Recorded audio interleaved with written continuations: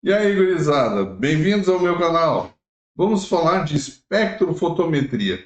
Vocês sabiam que essa é uma das formas mais comuns de medida de analitos sanguíneos? Não? Então assistam o vídeo até o final, inscrevam-se no canal, curtem, compartilhem, ativem o sininho para mais notificações. Comentem também, é importante. Sem mais delongas, vamos iniciar o vídeo.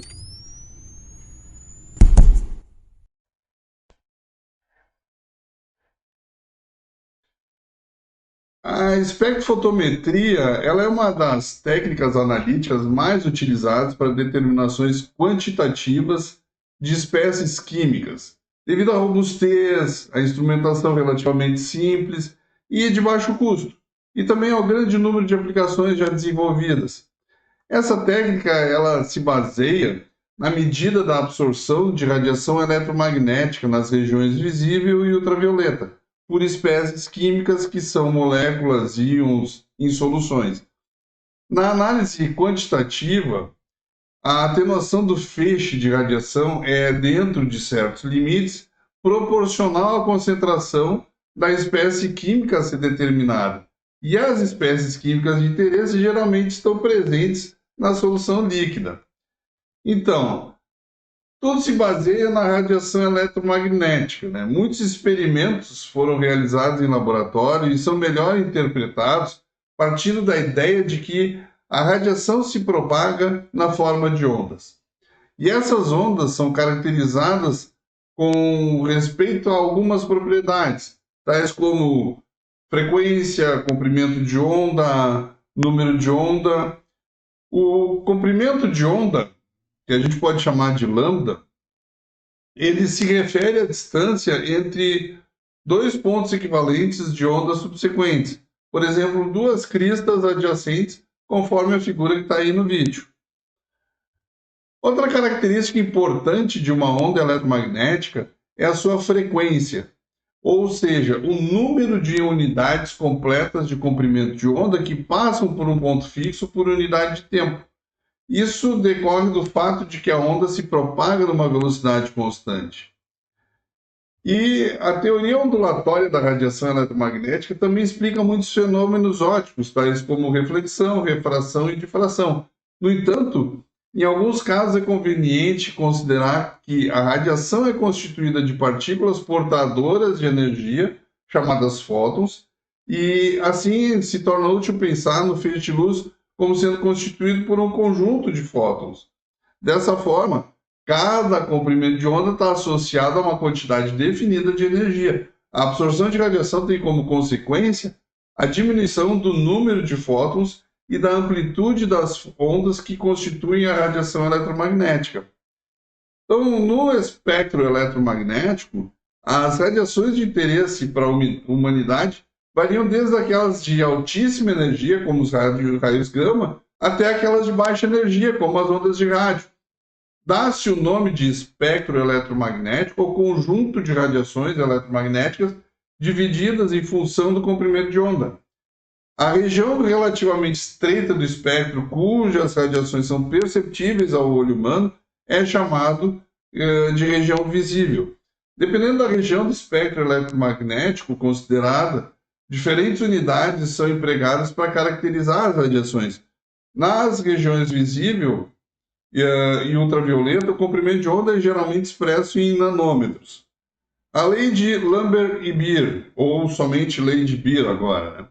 Quando um feixe de radiação de comprimento de onda definido e de intensidade I inicial incide sobre uma amostra, uma parte dessa energia é absorvida, que a gente vai chamar de P0 lambda, e uma parte é transmitida, que é o P lambda. E outra é refletida ou espalhada, que vai ser o nosso PR, de forma que a gente vai ter uma equação em que a gente vai ter a incidência inicial, vai ser o somatório de todas essas energias entre as absorvidas, transmitidas e espalhadas. Sob o ponto de vista instrumental, o P refletido ele pode ser mantido constante, fixando-se as condições de medida, usando cubetas semelhantes para as medidas na presença e ausência da absorção e evitando então a presença de sólidos em suspensão que poderiam também causar um espalhamento dessa radiação. Nessas condições, a absorção da radiação vai depender do caminho percorrido no meio absorvente e da concentração da espécie, ou seja, o número total de espécies absorventes que vão interagir com o feixe de radiação. O resultado dessas observações vai ser expresso numa equação relacionando então a absorção da radiação com a concentração da espécie absorvente e o caminho óptico da coberta. Então a gente vai ter que a absorbância, né, vai ser o produto da absortividade molar pelo caminho óptico e pela concentração da espécie absorvente. E a gente pode expressar isso também pelo logaritmo de P0 lambda sobre P lambda. Então a gente vai ter que, se o nosso caminho óptico for 1 centímetro, né, ou seja, o nosso B for um caminho óptico de 1 centímetro, a absorvância vai ser igual à absortividade molar vezes a concentração da espécie absorvente. Essa equação, ela representa a expressão mais usual da lei de Beer, a qual se constitui na base para aplicações quantitativas de espectrometria. A razão P0 lambda sobre P lambda denota a fração de radiação transmitida, a qual é denominada de transmitância. E as seguintes relações, então, podem ser usadas. A absorbância é igual ao logaritmo negativo da transmitância, ou absorbância é igual ao logaritmo da razão 1 sobre transmitância.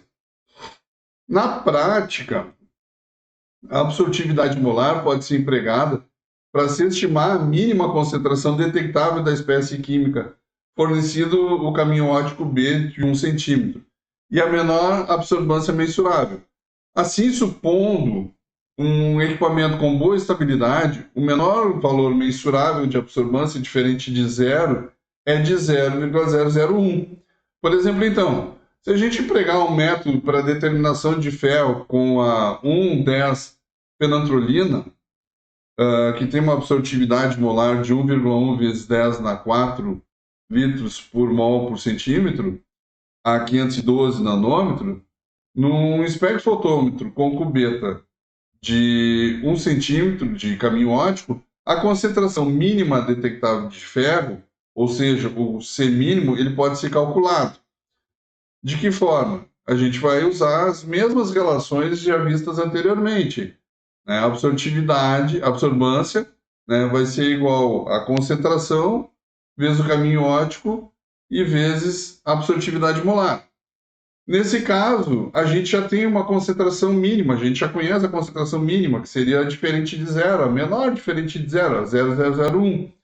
A absortividade molar é 1,1 vezes 10 na 4, vezes 1, que é o caminho óptico.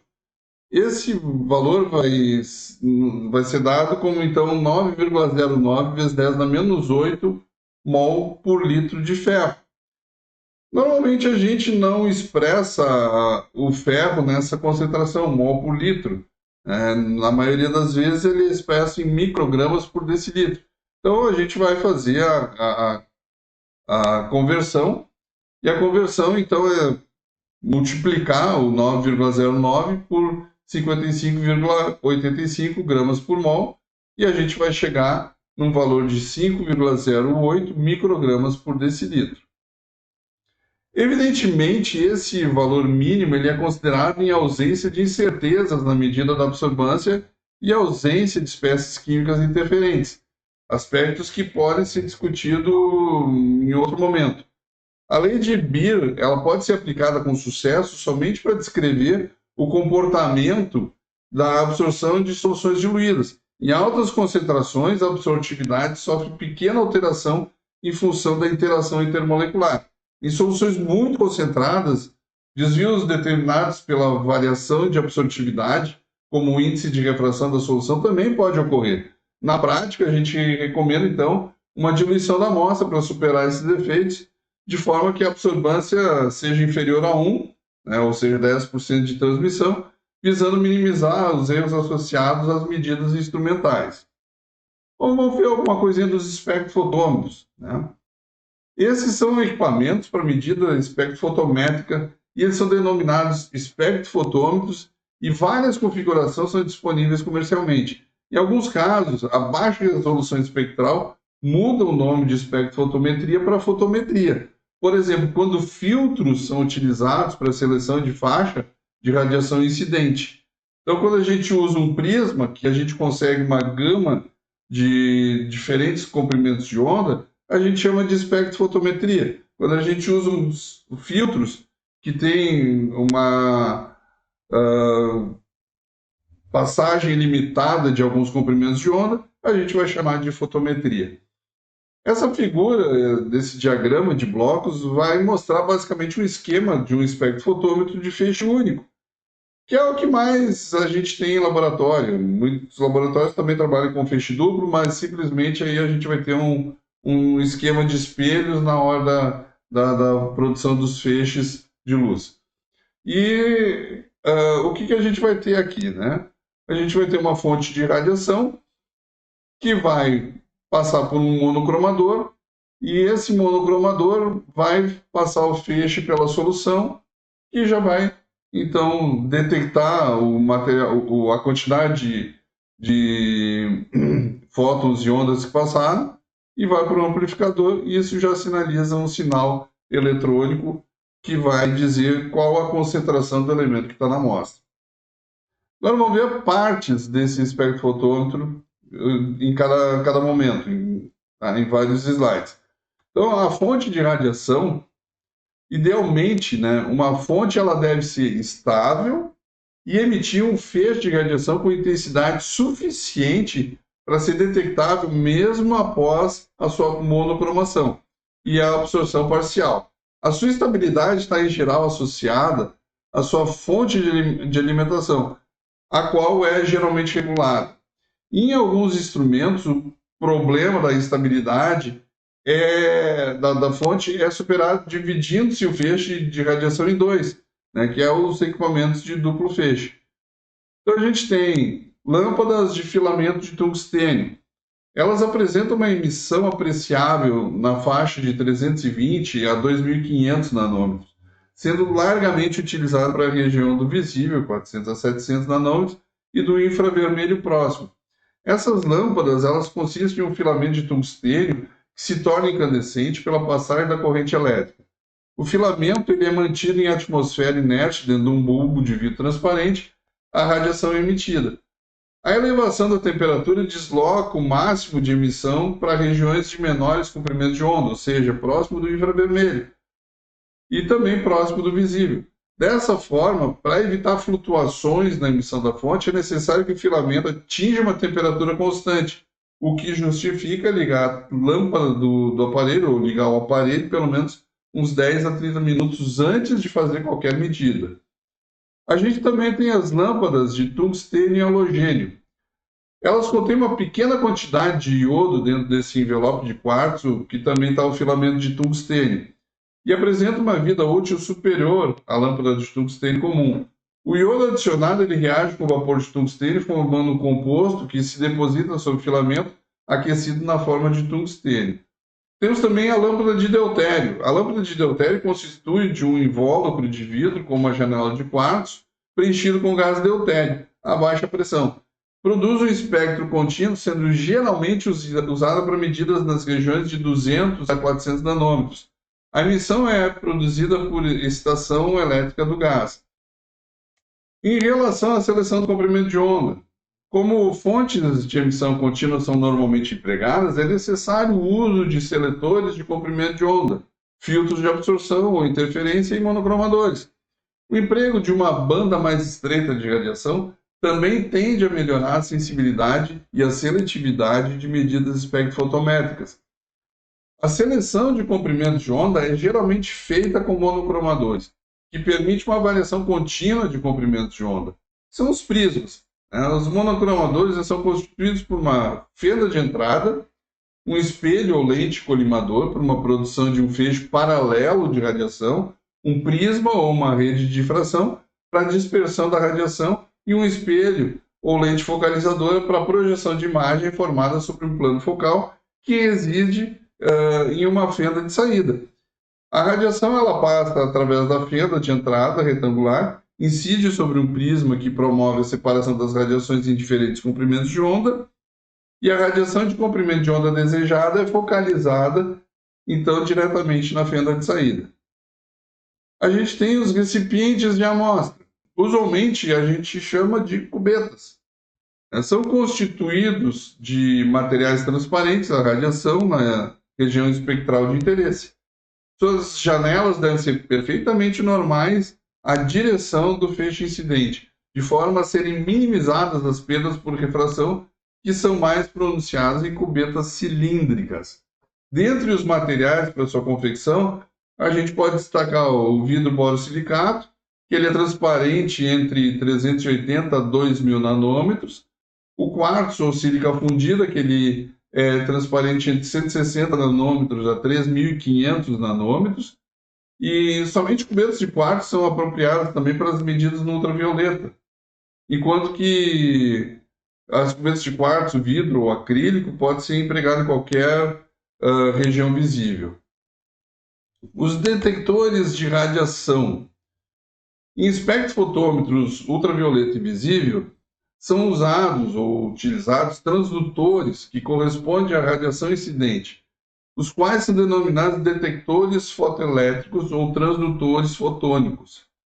Esses transdutores, eles têm uma superfície ativa capaz de absorver a energia da radiação.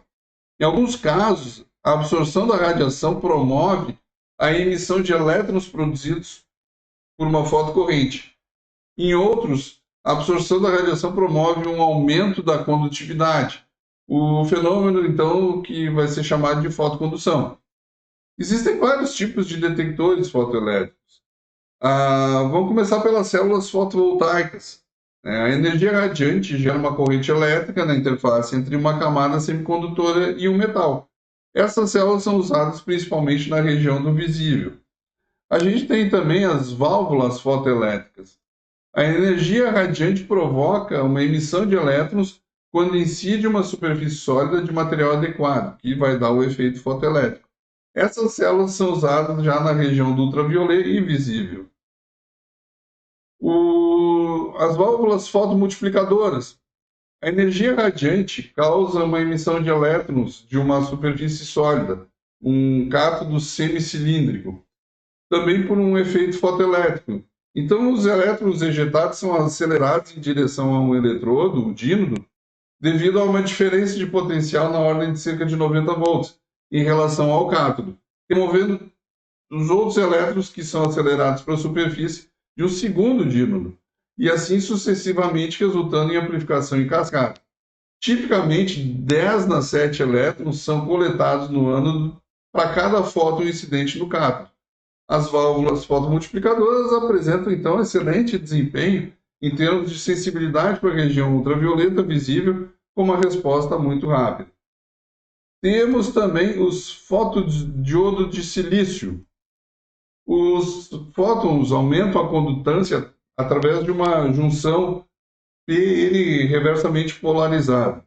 Eles são usados também na região do visível e do ultravioleta. Os fotodiodos são semicondutores normalmente obtidos por uma dopagem em silício que, quando inversamente polarizados, resultam na separação de cargas elétricas. E, consequentemente, quando estão em baixa condutividade elétrica, também na ausência da radiação. A absorção de radiação como energia apropriada promove uma formação de elétrons e lacuna, provocando um fluxo de corrente proporcional à intensidade do feixe de radiação. Bom, gente, por enquanto é isso. Não se esqueçam de se inscrever no canal, deixe aquele like bacanérrimo para encher meu coração de alegria. Fiquem com Deus, permaneçam bem, permaneçam seguros e até o próximo vídeo.